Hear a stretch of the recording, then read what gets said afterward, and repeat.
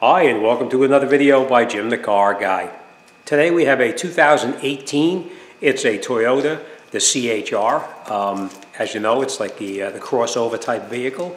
So we are going to be doing just some basic maintenance. We're going to be doing the oil and filter, and we're going to be resetting the maintenance reminder light on the vehicle. So first thing I'm going to do, and I'm going to bring you up front, I'm going to show you where the oil drain plug is, where the oil filter is located, and then we're going to go about getting this job done. Now, obviously, I have my new filter right here, so we're going to take care of that. But when you look this up on the computer or in your owner's manual, you'll notice that it calls for a full synthetic motor oil. Not that I'm pushing one oil over another. This one, it just happens to be Napa. It has to be 020. If you read the manual, it tells you that you can use 520 if you can't get 020. Me, I always use whatever it calls for. Always make sure you use the 020. If you get a 520, it's not a full synthetic, it's only a partial synthetic blend. So make sure you get the correct one. You look in the owner's manual, it tells you it has to be GF5 or equivalent. And if you look on the back of the container here, I know you can't see it. Actually, neither can I without these. But it has to say on the back of it, the GF5, which it does. All right, so let's get up there. I'm going to show you where the filter is located, and we're going to get this job done. Now, you want to always wear gloves because used motor oil in your hands is never any good. Plus, it makes a heck of a mess. So make sure you have a suitable bucket to drain the oil into. Make sure you have your gloves on, and then we'll get started on it. I did look it up on the owner's manual because this is too new to actually have anything in the computer.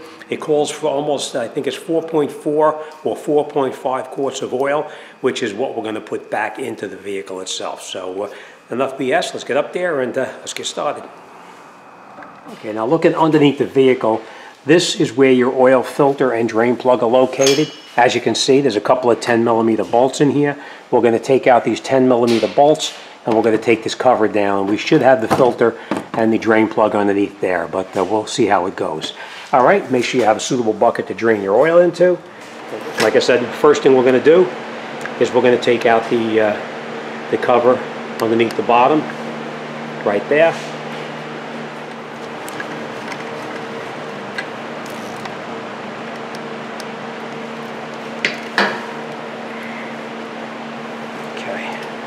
And we're just going to take that cover off right there. Let's see if we can get a light in here better.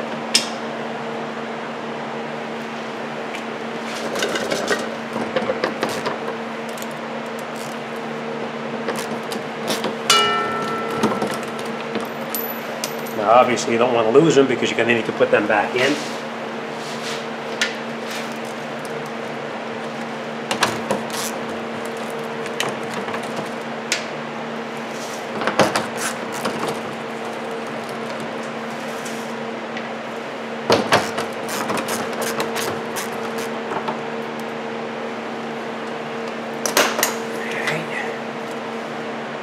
Okay, this is the canister filter. I'll bring you in there. I'll show you what I mean about a canister filter.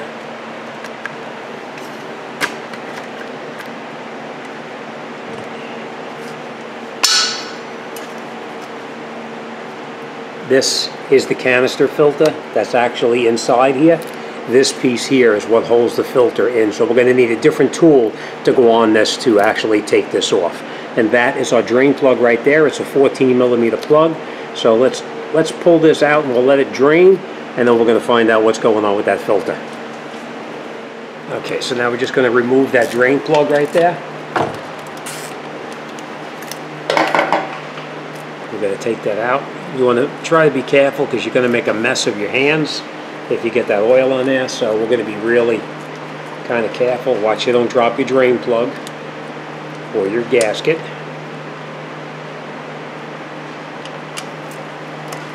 Alright, so now we're just going to let that drain out a little bit, and while it's draining, we're going to call up the parts store and find out what's up with that oil filter.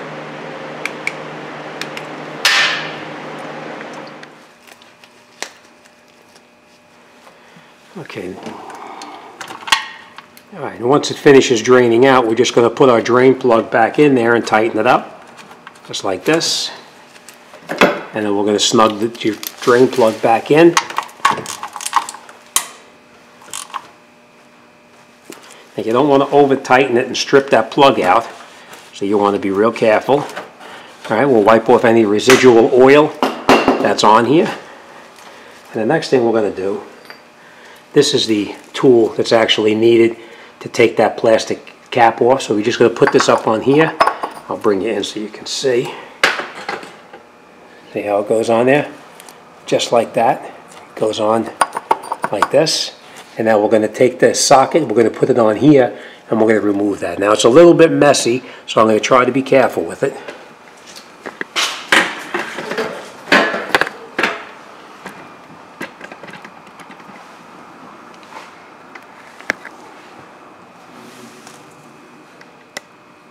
Okay. All right, so we're just going to break it loose for now.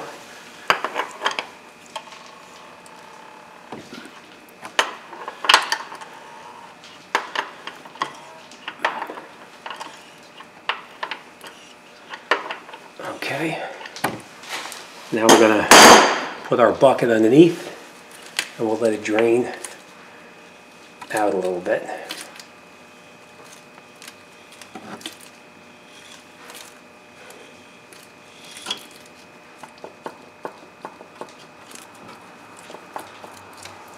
Alright, so we have our bucket down below, and now we'll just take that off.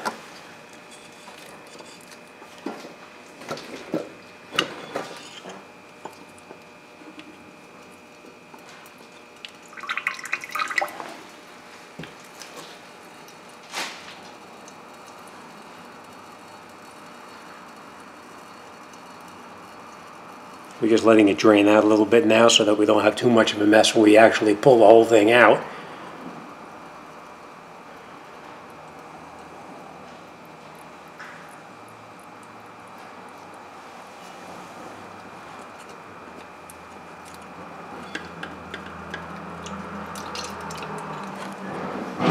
And then this is the filter itself, and it's a canister filter.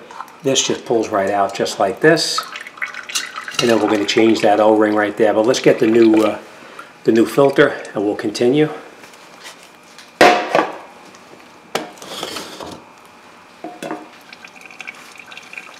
And I just want to point this out to you too. This cap, we're going to leave this tool on here for now, but we're going to take this O-ring off right here. The way you take that O-ring off is you just get in here with your fingers or a scribe or whatever, and you just pull the O-ring off just like this, and you throw this away. All right, so let's grab the new one, and we'll put this job back together. Okay, now that we got the correct filter for it, you want to match the filter up against the old filter that came out, just to make sure that it's the correct filter, which you can see it is. So we're going to trash that. All right, the new filter, you just put it back inside the cap just like this, push it down, and then we're going to take our new O-ring, and you're going to put your new O-ring back on where you previously took it off from. Now you can use a screwdriver, you can use whatever you have to put that filter O-ring back on, but it just goes on just like that, in that groove. Make sure it's pushed down all the way, just like that. And then we're going to take some clean motor oil, and we're going to put a small bead of clean motor oil on this right here. All right, so that's what we're going to do. We're going to just wipe off this up here.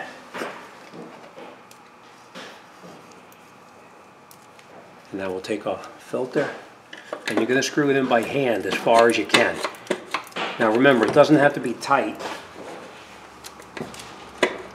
You're just screwing it in, and the O-ring is what's going to keep it from leaking fluid out. So we're just going to catch it and screw it down. And then we're going to tighten it in.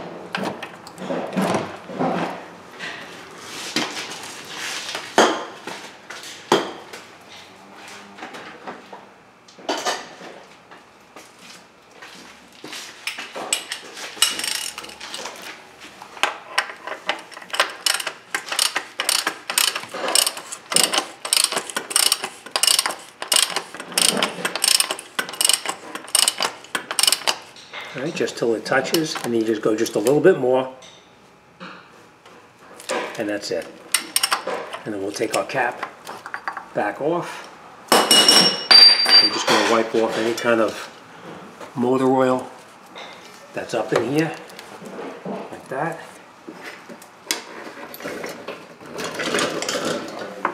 And we're going to reattach our cover like this.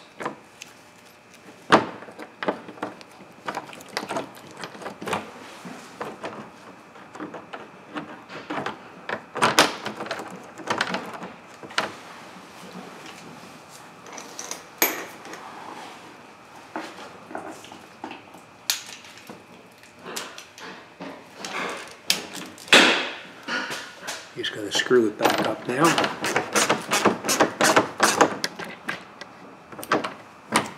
Now you're only screwing into plastic, so don't go crazy and tighten it up and break anything. We're just going to snug it up right now.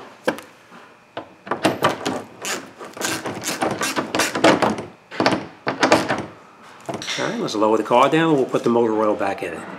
Okay, this is where our motor oil goes, right in here. And if you're not sure what kind of oil it takes, it always tells you on the cap what it calls for, and this is 0W20. Alright, as tempted as you are to just pour it in there, you want to be careful because you're going to wind up spilling it all over the place. So always use yourself a funnel, that way you don't have a mess. Now we know it calls for 4.5 quarts, so we're going to put 4.5 in, and then once we have the 4.5 in, we're going to put the cap on and we'll start it up.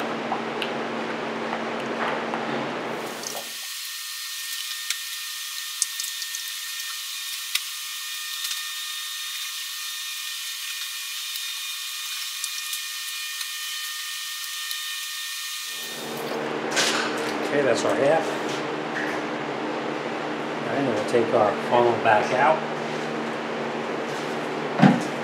Make sure you put your cap back on.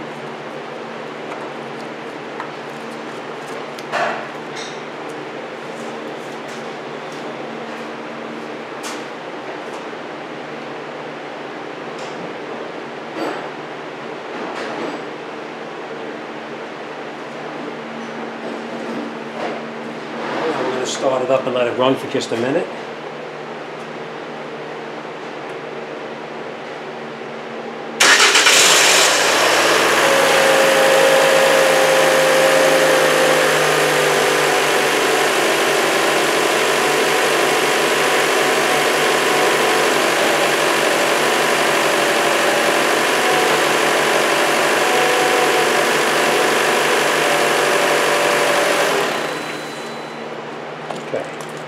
And now once you have the car running, we're going to take the dipstick out, and you want to wipe the stick down to make sure it's clean.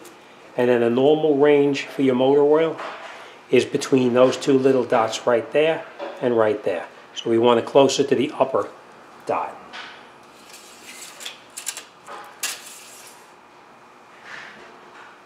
And as you can see, we're down just a little bit, so we are going to put a little bit more in there.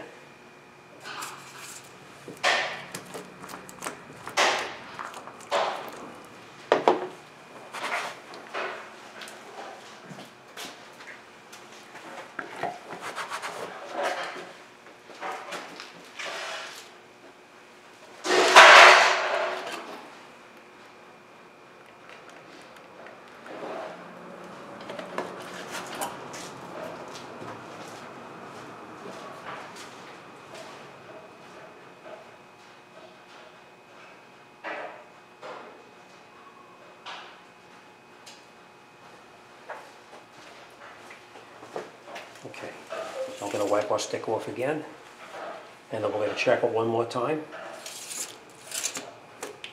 Make sure your stick is all the way down as far as it can go. And we'll pull it out. We'll take a look at it and see. And there you go. It's right to the upper mark right now. Alright, so that is in all the way. Let's take this funnel out. Make sure your cap screws on all the way down until it's tight. Wipe off any kind of oil that's in there.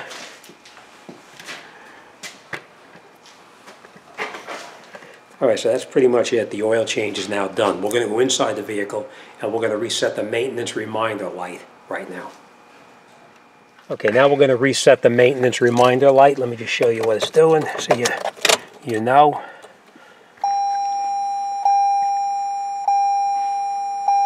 Maintenance required soon. All right, so the way we do this now is we come inside the vehicle, and you see down over in here, this is on the odometer right now. We're going to go to trip A.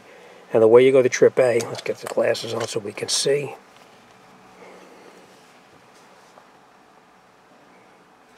Okay, we're going to press this button right here for trip A. You can see it's on trip A right now. Now, we'll shut the key off.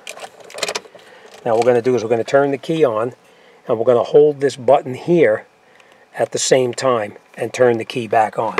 So that's what we're going to do. Let's see if I can do this. Resetting. I'm still holding the button down. You see it clicking down. And then we can let go of that button. And then we'll turn it on again.